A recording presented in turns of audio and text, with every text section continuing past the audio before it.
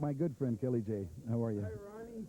One of Pierre Elliott Trudeau's favorite bands, Margaret and Pierre Elliott Trudeau. Say that out here, you know, because Well. Pierre isn't very popular out here. Well, he's getting to be now since Mulroney's doing his tricks and stuff. Well, God, we tried to tell you, you know.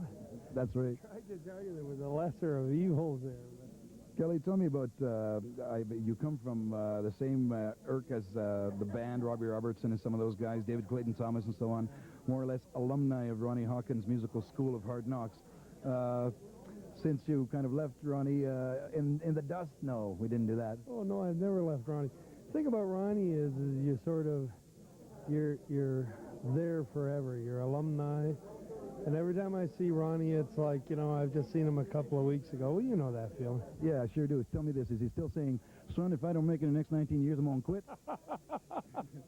Where else could a boy from Arkansas come up here and make $3 million and spend $5 million? Tremendous. You spent a lot of time after your success with Crowbar and your big hit, Oh, What a Feeling, with rubbing elbows with some of the greats from the Rolling Stones to the Beatles, in particular Paul McCartney, Linda McCartney, in particular John Lennon before, of course, he left it. I guess actually, Johnny, when John stayed with Ronnie at Mortgage Manners, as Ronnie called it in Ontario, we actually went down and recorded the record plant in New York with Crowbar. Yeah. The last album we did, KE 32746, and John Lennon was in Studio B and we were in Studio A. So for 3 weeks we'd, you know, be back and forth, rubbing elbows, bumping into each other. And John Lennon actually, the time that I spent with him and the conversations I had with him, I got one thing out of him, which I told you earlier, was that he just said, you know, if you love this music, just play it. Never mind the music business. And never mind being a Beatle, or never mind being, you know, just play music and love it. Yeah. And I got that, and it stuck with me, and it sort of was a catharsis for me, you know. It just sort of rolled me over, and I thought, in fact, it must have been very significant because Crowbar broke up right after that album. And hearing him say that just sort of put the love of music in me, and now I don't care if I ever have a record deal or, you know. So we're in the same boat then? Yeah, man. Yeah, we do it because we love it, right? Well, you've done everything. You've acted on the Beachcombers and on stage in Toronto, theatrical acting. You had your own radio show in Toronto on Chum FM. And, FM. well, you and I have pretty much done it all, haven't we? And now I'm kind of... we might as well just finish her up tonight, eh? Well, or start her. Either way. Start her all over again. That's right.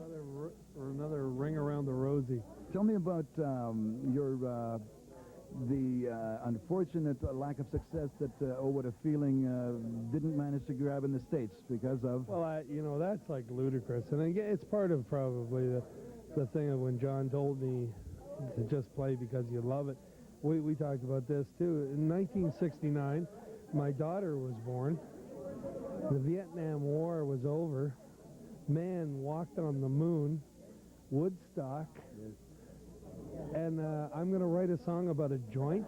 Oh, what a feeling, what a rush. Yeah, you know, it was ludicrous. But that was the times, and Dick Nixon really had a stranglehold on America. And because we used the word rush, it was in the lexicon and in our, you know, it was what we all said, what a rush, everybody. So because we said that, we got ostracized, and they canceled the record in the States. But I've had fellas tell me that they heard it in the Ho Chi Minh Trail in Vietnam, and so and I still get royalties from Cambodia and things. So well, there you go. It was hard to hold that sucker down then. That made me feel good, you know. Tremendous. As long as it was breaking through and doing whatever. It had nothing to do with drugs, and it had everything to do with drugs. It was all related at the same time. We were all married and joined at the hip during the 60s and the 70s. Also, you and I come from an era of hometown syndrome. When the St. Peters first came back to Calgary, it was half a house. How did that affect yourself, being from Toronto, Hamilton? Poor Burton, eh? I noticed Burton today. I saw him on the National this afternoon. By the way, do you know the date tomorrow? The date tomorrow, I believe, would be May 4th. May the 4th be with you. And a good closing on that one. Thanks, Kelly J, for being with us. Love you always, my friend. I love you too, Ronnie. And we both got a call from Bobby Curtola. He's going to be on the show as well. Right, yeah, is he good? He's down in Vegas. I think he's a chorus girl now. I'm not sure. He was. I love you, Ronnie. Take care, buddy. Okay, man. All of that. Take care.